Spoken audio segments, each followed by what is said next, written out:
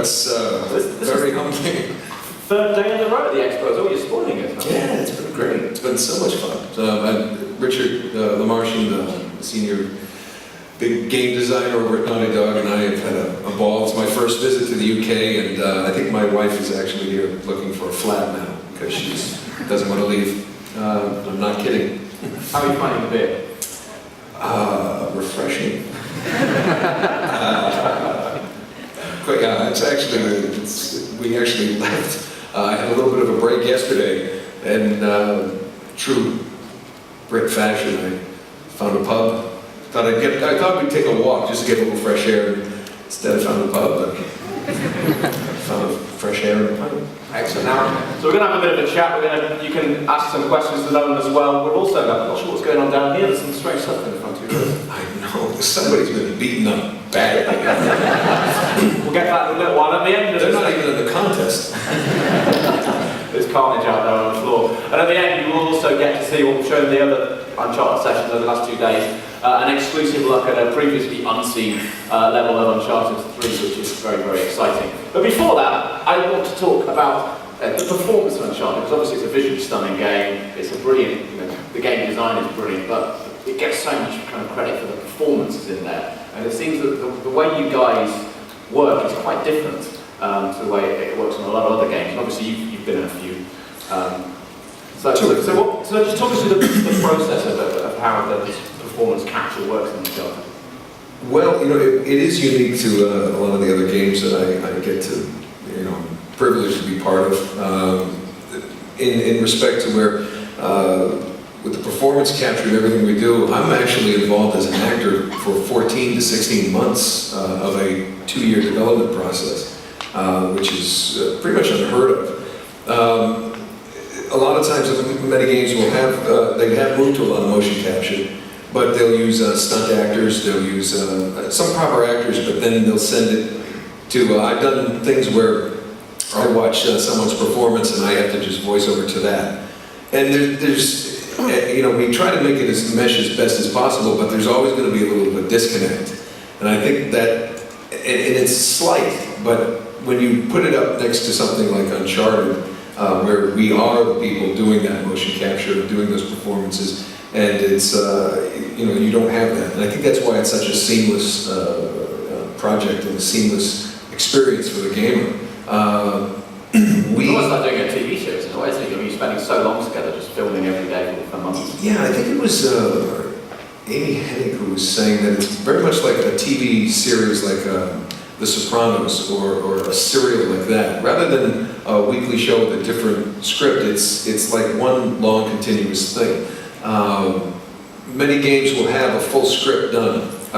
Assassin's Creed fans, I work on that, and they'll have a finished script that they walk in and we will record to, and then they'll take it back, do their thing, come back another time, we'll record. And they do a great job. Uncharted's different because Amy Hennig, who is a brilliant writer, brilliant at everything she does, she will write a few scenes, and we will go in and do the performance capture. We will, have our good time, and then they'll take it back. They'll start working on that, and then she actually will let it allow it to sort of organically flow from there. She'll have it, and it's funny if you go to her office, where the story's going to go is always up there.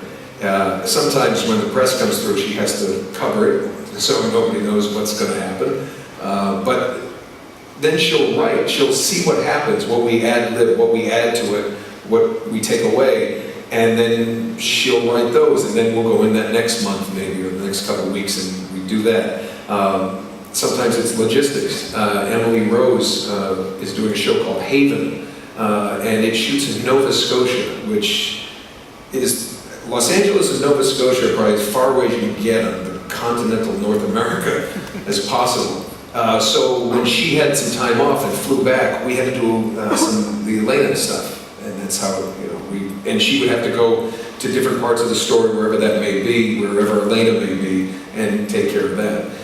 It's and it just evolves. It's not a full script until we're done, which is very, very unique. I think if anyone that's played Uncharted games before, as I'm sure everyone in the room has, the results speak for themselves. We do have a little sort of highlights reel of some scenes from the game. So if we play the first video, please. The first time I saw that was at the Sony's press conference at Gamescom in Germany last month. They did a full demo playthrough where they showed that whole sequence. And that scene, I genuinely found it really moving. You can kind of feel the emotion between the characters, which you don't get it. I think it's shocking because you don't get it in a lot of video games, because as you were saying before, a lot of performances are quite sort of almost phoned in, or they're not doing it together. But I think that really highlights the way you guys work together. And obviously, you know, you've been doing this together for quite a number of years now as well. Yeah. Well, you know, it's when I was cast, I was telling the story earlier. When I first got the job, Emily Rose was the reader, which is the actor they bring in to read with the people who are auditioning. And she wasn't really even in the mix. She actually had been with other people reading for Elena. And when I came in and, you know, I think that day happened, Amy Hennig tells me, she said, you walked in and you were him. We just knew it. And then they kind of, when she felt that way, then she watched what Emily and I were doing in this audition, and she thought, and Emily is an actor, and she was a UCLA grad student. She's very, very talented. But we had a certain kind of dynamic that they kind of liked. And yeah, it worked out for both of us. That makes it fun. And obviously, avoiding spoilers, I mean, that's one moment we've seen from Uncharted. Can we expect a lot of sort of emotionally charged moments from the third game? You know, I think the nice thing, especially is they've chosen to allow Drake to age a bit. See a little more creases in the eyes than I have developed in the last few years. And the Peter Pan of the game. yes, but you know, we have to be realistic. You know, get to Drake's 14, you know, Drake drinks soup. That's probably not going to be that exciting. But it's nice that he's also mentally matures a little bit in this game, and there are some themes that require a little more of that. And you know, it's one of those games that I think you can be charged up playing the game, doing the puzzles, shooting, and having fun, but you'll still be able to really get into that. I think that just gives it a more well-rounded experience overall. And I was lucky enough to come over to LA in the year and see you guys actually in the mocap studio and watch how you do all of these scenes. And I think that's probably key to it, the fact that you're not just speaking the box, well, you are acting and performing and recording the dialogue at the same time. Yeah, it's your fellow countryman, Andy Serkis, who's absolutely the most brilliant performance capture people out there, and a personal hero of mine. He recently was interviewed for Rise of the Planet of the Apes, and he said something just brilliant. He said, I'm so tired of people saying, oh, you know, I love you as the voice of Gollum. And he said, no, I am Gollum. He is the full thing. And with Rise of the Planet of the Apes, he had a great quote that said, it is just like anything else any other actor's doing on a stage, in front of a camera, or in a theater, except I wear digital makeup. And I thought that was brilliant, because it's a bit different. Sometimes it's a little more complicated.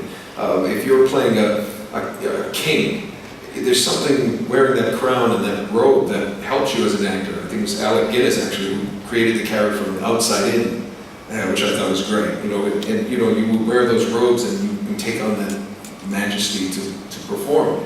When you're in a black lycra suit with a little black hat and these little markers all over you, leaves, as I'm sure you see, it leaves very little to the imagination. And it's a great thing. I'm actually always in better shape when we're done because I have to look at myself in that suit. So it really is a good kickoff to get you to the gym. Well, if you're trying to imagine what Nolan North looks like in a mocap suit, imagine no more, because we do have a video from that mocap session. You can play the second video, please. So it's a second video. I had broken 2 ribs before this. I wasn't able to run as far. It's a second video. Well, obviously, because you have the script, but there's a little bit of leeway to kind of add the around these scenes as well, get the humour in there, play off each other. Yeah, I like to try to crack McGonagall up. It'd be something like that. It's, honestly, I forgot I even said that. It's like a laugh with a real foot. Actually, it never makes me laugh when I say it. When I hear it back, it's impossible.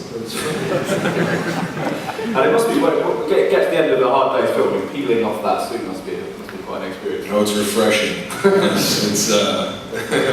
It depends on what we've been doing that day.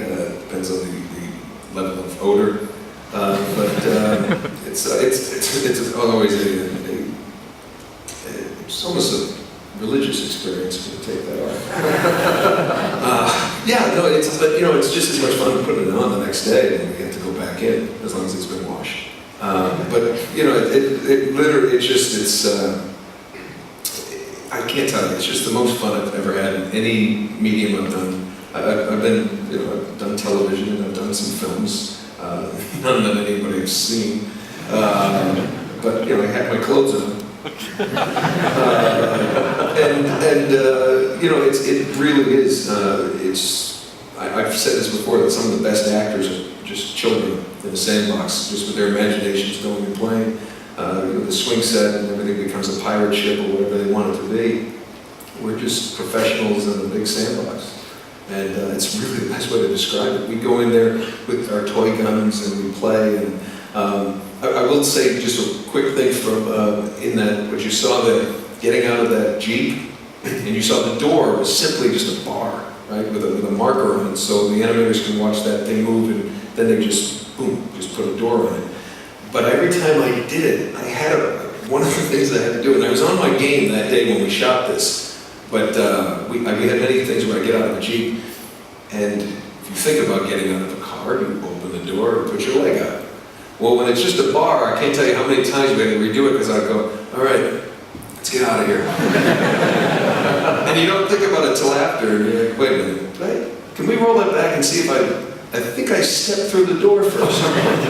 9 times out of 10, I stepped through the door.